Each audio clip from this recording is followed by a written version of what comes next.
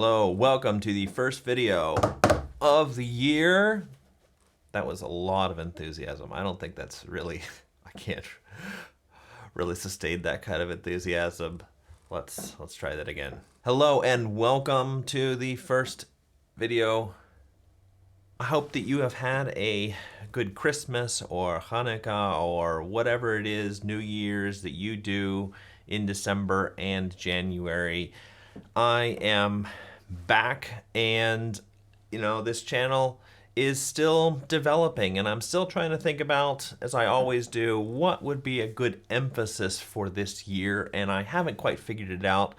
I'm wondering if I should maybe do some things on old monastic rules and how they might apply to just regular people like you and I who aren't monks or nuns or anything like that.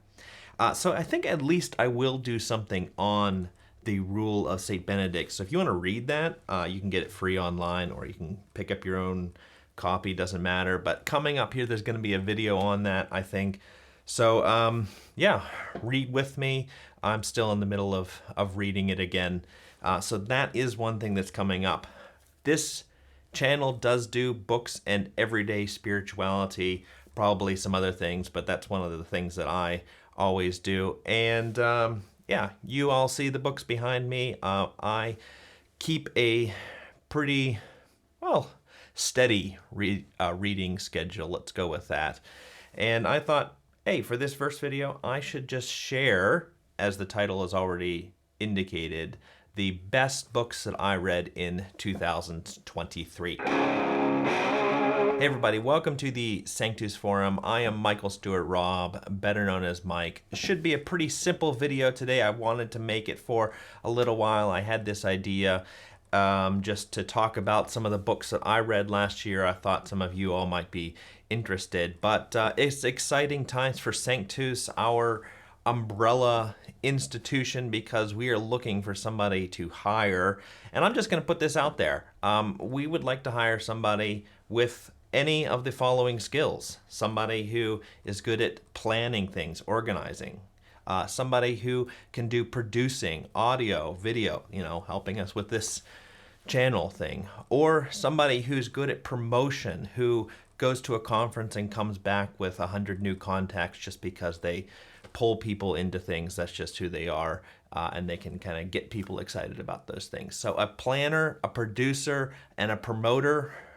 It'll be part-time, and we're a nonprofit, but if you are interested, somebody who might do that sort of thing, you live in Europe, get in touch with us, info@sanctus.institute. There'll be more on the newsletter, I assume, so sign up for that at sanctus.institute.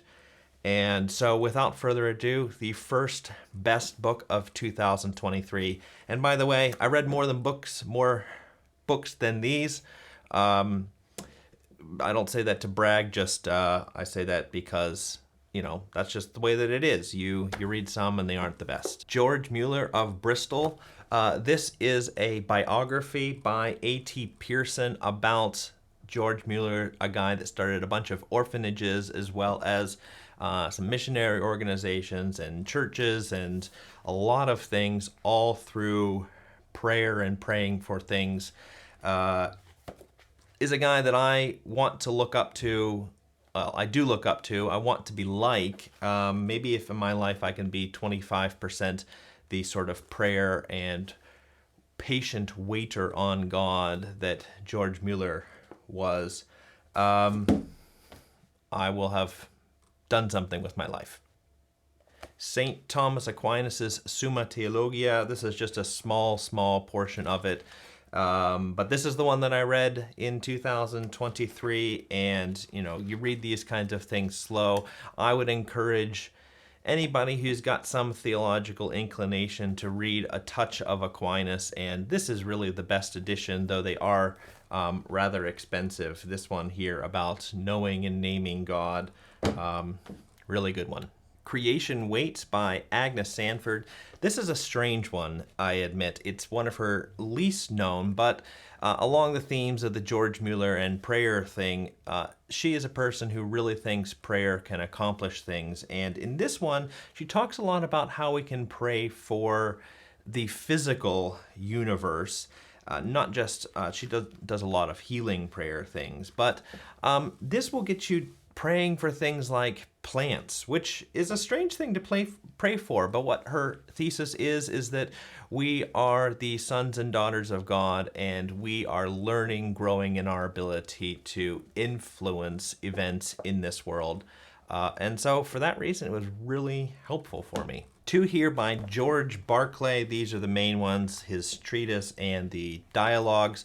I do philosophical reading as part of just my job, and I never read George Barclay, and I think I've held these up before, but idealism is not a dead philosophy. It's not a dead way of thinking. Basically, it's the idea that how we interpret reality is what reality is. It constitutes reality. And in our day, we have a lot of people that really think that they have the power to do that. And that's basically what human beings do. We shape reality in the image of our own minds. So for historical reasons, that is an important book to keep track of. Sticky Faith by Powell and Clark.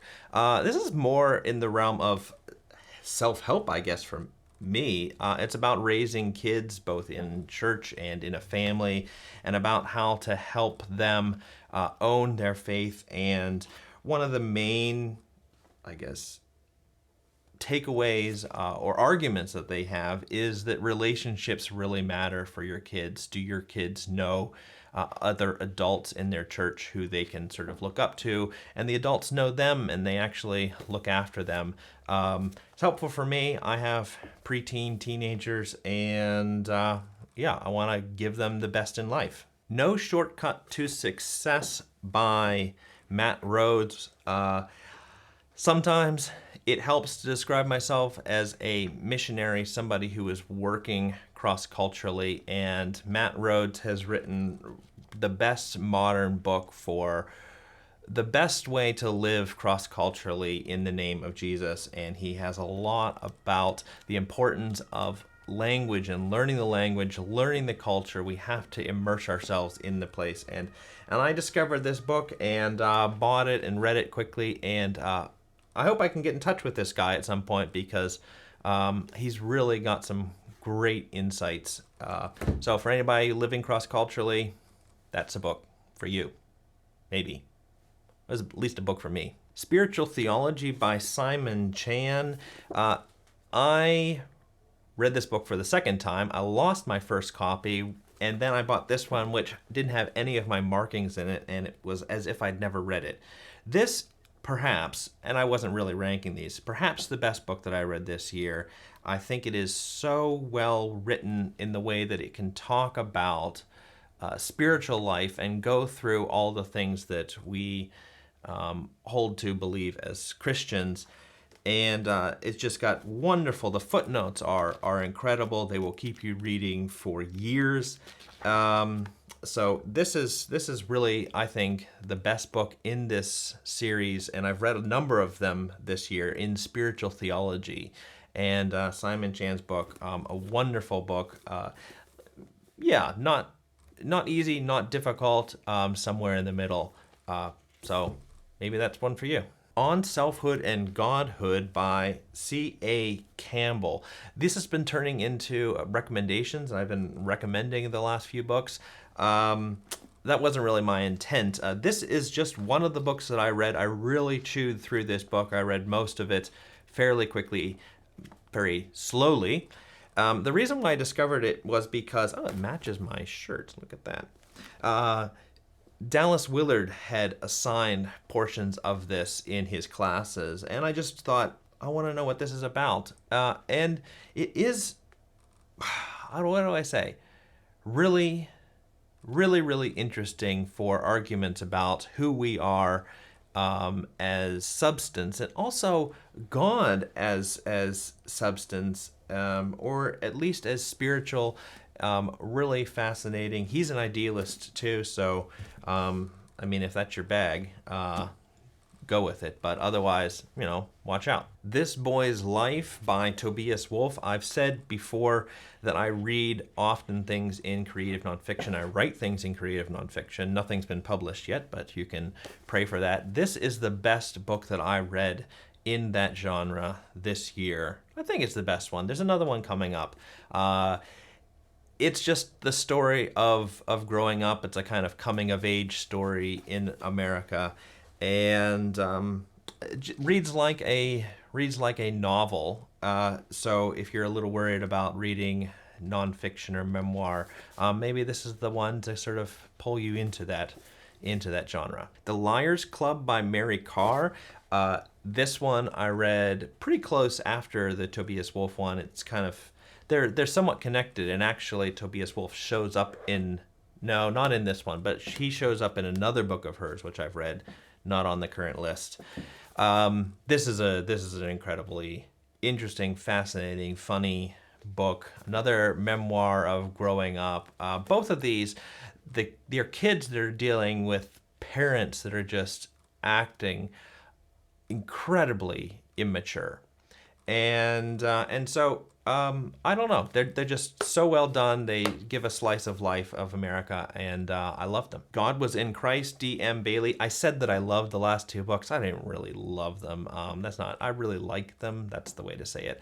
And I really like this one too. I read this around Christmas, and I'd say it's probably the best theological book that I read in the past year. I read lots of theological books, but he kind of goes through lots of doctrines and dogmas about Christ and what Christ did on earth, and that's what one of the books that I wrote was about. And I finally read this, and I'd recommend it to people in reading theology. It's kind of an old book. You can get used copies. I said I wasn't going to be recommending these books, but here I am doing it again. By the Renewing of Your Minds by Ellen Cherry. This one was so fascinating. What she points out is that all of the great theologians of the past all wrote theology with a very, very pastoral focus and an intent to sanctify, to do spiritual formation with their listeners, with their readers. And the idea is that really that's the way theology has been from the beginning, and it's only in modern times that we have separated the pursuit of growth in holiness from pursuit of knowledge of God, knowledge of doctrine. And Ellen Cherry does that in a fascinating way, talks about Basil of Caesarea, Athanasius, Thomas Aquinas, and Calvin, bunch of other people. Fascinating book connecting theology and spiritual formation. There should be an institute that does that. Jesus and the Disinherited by Howard Thurman. Lot of close connections between Dallas Willard and Howard Thurman are obvious in this book. Slightly different Christology, but Howard Thurman is a very fascinating figure from the 20th century, and you get a bit of his life in here. Very devout man, very brilliant man, and not a long book at all, as you can see. Really worth your time. Again, I got another recommendation, but oh well. That's the last book of the best books that I read in 2023. And just to remind you that books take a long time to become books, I want to show you a book that's in process. And this one here I also read. This is by Kiesler, Becoming the Hermeneutic of the Gospel, Dallas Willard's Formational Theology and the Missional Church. It's actually a PhD thesis, and I know Keyes. He's my friend now, I can say. And this is something that Keyes wants to turn into a book about Dallas Willard, and it's not there yet. It's just a PhD thesis, but it's on the way there. And you can pray for Keyes along the way. It will take a while before this actually becomes the book that it should be, and before it hits the shelves. And we'll need to pray for those sorts of things. So if you know of Keys, think of him, pray of him, and pray for authors, people who are writing, because it's really important work, and you can really help them through prayer. Were we talking about prayer earlier here? Something, George Mueller, something like that. What books have you read in 2023 that were the best? That, you know, tell me about them. Tell me about them in the comments. Tell other people about them here. Let us know what has been on your best of list. I would love to hear what people are reading. And yeah, we will see you in the next video, whenever that is. Thanks for being here. Goodbye.